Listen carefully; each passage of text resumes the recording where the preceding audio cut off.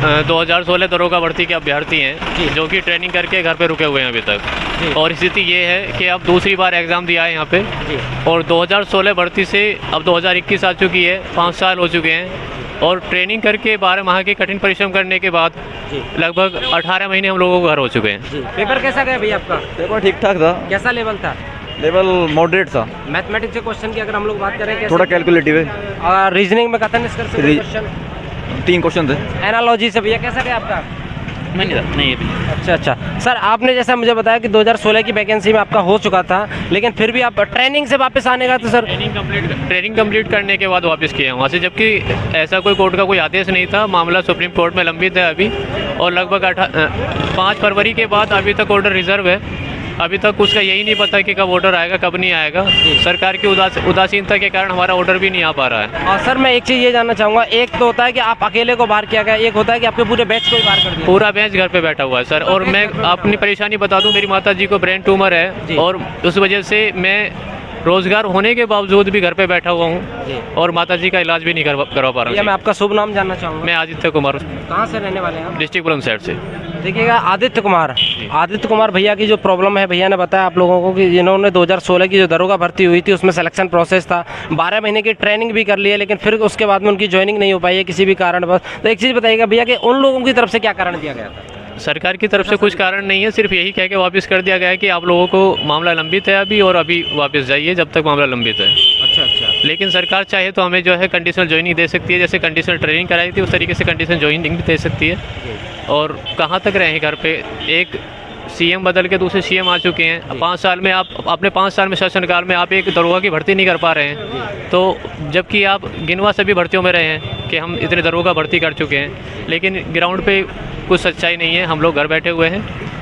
यहाँ पे सर मैं देखना चाहूँ गवर्नमेंट की नहीं तो कहीं ना कहीं आयोग की तो बहुत बड़ी कमियाँ देखने के लिए मिली है। बस हाँ, भर्ती बोर्ड की ही कमियां हैं। नॉर्मलाइजेशन को लेके मामला कोर्ट में गया था और परसेंटाइल को ही अभी तक क्लियर नहीं कर पाए हैं। लगभग 18 महीने हो चुके हैं घर पर। बस सरकार से यही दरख्वास्त है कि हमें जल्दी से जल्दी ज्वाइनिंग कराई जाए और जो बेरोज़गारी का आलम झेल रहे हैं, हम दर बदर भटक रहे हैं, इस चीज़ को ख़त्म किया जाए। अच्छा सर, जो 2016 की जो वैकेंसी आई थी उसका 1 साल पहले से सिलेक्शन प्रोसेस भी जरिए चालू किया गया होगा, फॉर्म भरे गए होंगे, फिर पीटी हुआ होगा, फिर उसके बाद में आप लोगों को फिजिकल के लिए बुलाया गया होगा। तो एक चीज़ मैं जानना चाहूँगा कि जिस समय पर आप लोगों को भर्ती चल रही थी उस टाइम पर मेन मोटिव क्या था उन लोगों को पेंडिंग में डालने का? सर तब कुछ कंडीशन आपकी ट्रेनिंग कराई गई थी, उसके पीछे भी तो बच्चों ने तो आवाज़ उठाई होगी अपनी। सर तब कुछ मोटिव नहीं था, तब तो बस यही था कि हम कोर्ट से आदेश करा के, हमारी स्टे हो चुका था भर्ती पे, हम कोर्ट से आदेश करा के ज्वाइनिंग के लिए आदेश ले आए थे। ज्वाइनिंग हमारी हो चुकी थी, ट्रेनिंग कंप्लीट हो गई, सब कुछ क्लियर है, लेकिन उसके बावजूद भी घर पे बैठे हुए हैं, दूसरी बार एग्ज़ाम दे रहे हैं। तो सरकार की नीतियों पे ही सवाल उठते हैं कि सरकार किस नीति से भर्ती प्रोसेस को चला रहे हैं। अभी पिछली वाली को क्लियर किया नहीं है और हम लोगों को दोबारा एग्ज़ाम देना पड़ रहा है। और सर अगर मैं उत्तर प्रदेश सरकार की बात करूं, उत्तर प्रदेश सरकार कहती है कि 4.5 लाख युवाओं को उन्होंने रोज़गार दिया है। अगर आपको रोज़गार नहीं मिला तो आप क्या सर पाकिस्तान में रहते हैं, अफगानिस्तान में? सर ये तो खैर आप ही बता सकते हैं, मैं नहीं कहना चाहूँगा सरकार के खिलाफ कुछ भी शब्द, लेकिन सब कुछ आपके सामने है। ट्रेनिंग करके घर पे बैठे हुए हैं। हम माननीय सीएम जी से, माननीय मुख्यमंत्री जी से 3 बार मिल चुके हैं इस बात पे, लेकिन कोई सिर्फ आश्वासन मिलता है। मुख्य सचिव जी से मिल चुके हैं, RK विश्वकर्मा जी से मिल चुके हैं, लेकिन सिर्फ आश्वासन मिलता है, आश्वासन के सिवा कुछ नहीं मिलता। ऐसा कोई दरवाज़ा नहीं छोड़ा आपने जो जाके खटखटाना हो कि हमारी सर सुनिए आप? जी, सब दरवाजे खटखट चुके हैं, जबकि लगभग 78-80 दिन के आसपास लखनऊ में हमारा इको गार्डन में लगातार धरना चला है। वहाँ भी कोई भी शासन प्रशासन का कोई भी व्यक्ति हमारी तरफ देखने के लिए ये नहीं आया है कि ये बच्चे किस तरीके से बैठे हैं, क्या मजबूरियाँ हैं, क्या नहीं है। अच्छा सर, मैं अगर टोटल नंबर ऑफ स्टूडेंट की बात करूँ जो सेलेक्टेड थे आपके बैच में, वो कितने बच्चे थे? 2486। कितना? 2486।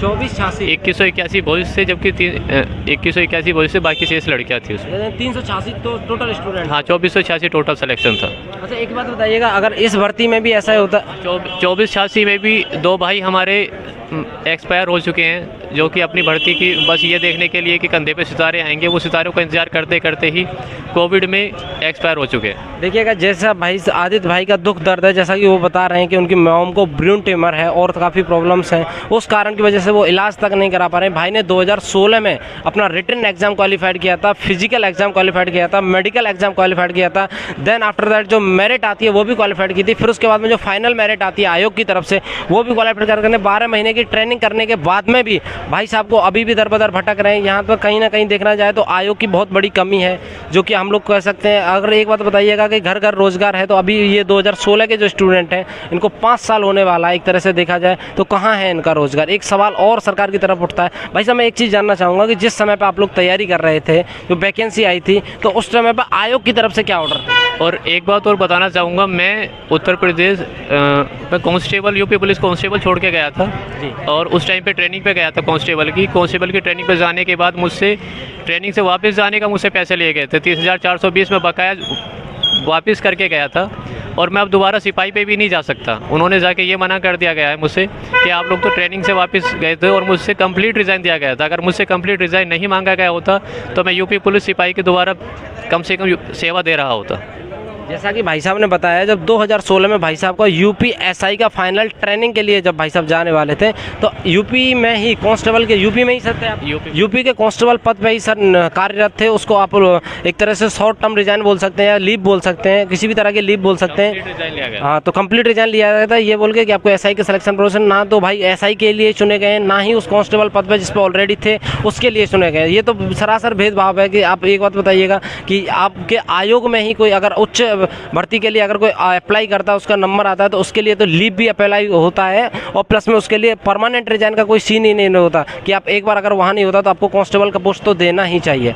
भाई साहब एक चीज़ मैं और जानना चाहूँगा, जैसे कि अभी आप यहाँ पर प्रशासन देख रहे हैं, यहाँ पर कैसी व्यवस्था है? क्या फिर से वही समय देखने के लिए मिल सकता है? हाँ बिल्कुल मिलेगा, क्योंकि नॉर्मलाइजेशन एक फैक्ट था जिसके अनुसार, और उस चीज़ का डिसीजन अभी आया नहीं है। अभी परसेंटेज और परसेंटाइल का डिसीजन आया नहीं है और आप लोग दूसरी भर्तियाँ कर रहे हो, तो ये भी कोर्ट जाएगी। जब तक परसेंटेज और परसेंटाइल में दोनों में डिफरेंस पता नहीं कर पाएंगे कि क्या डिफरेंस है दोनों में, परसेंटेज और परसेंटाइल में, तब तक तो कुछ क्लियर नहीं हो सकता। और उन्होंने उस चीज़ को क्लियर किए बिना ही एग्ज़ाम करा रहे हैं और दूसरी भर्ती को एक रास्ता दिखा रहे हैं कोर्ट जाने के लिए।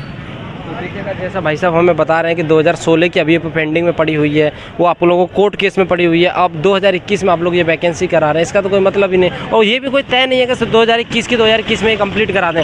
2022, 2023, 2024 पता नहीं कब तक का टाइम लगे। पंचवर्षीय योजना है, पंचवर्षीय योजना फिर भी सक्सेस हो जाती है। यहाँ दरोगा की भर्ती 5 साल में भी कंप्लीट नहीं हो पाती है। देखिएगा, मेरा यूपी गवर्नमेंट से, चाहे आप लोगों आयोग से यही एक रिक्वेस्ट है कि इन भाइयों की जल्दी से जल्दी सुनी जाए। ये खुद अपना ज़्यादा डिप्रेशन में है। इनके टीम के जो इनके आयोग के एक तरह से बोला जाए, इनके जो बैच के 2 सदस्य थे वो फिलहाल में इस दुनिया में नहीं रहे हैं किसी भी कारण, बस जो अपने सितारों का इंतज़ार करते करते ऊपर चले गए। एक तरह से देखा जाए तो बहुत दुख भरी घटना है और अभी भी भाई साहब बहुत ज़्यादा डिप्रेशन में है, बहुत ज़्यादा परेशान है। कम से कम कहीं ना कहीं तो इनकी एक बात सुनी जाए।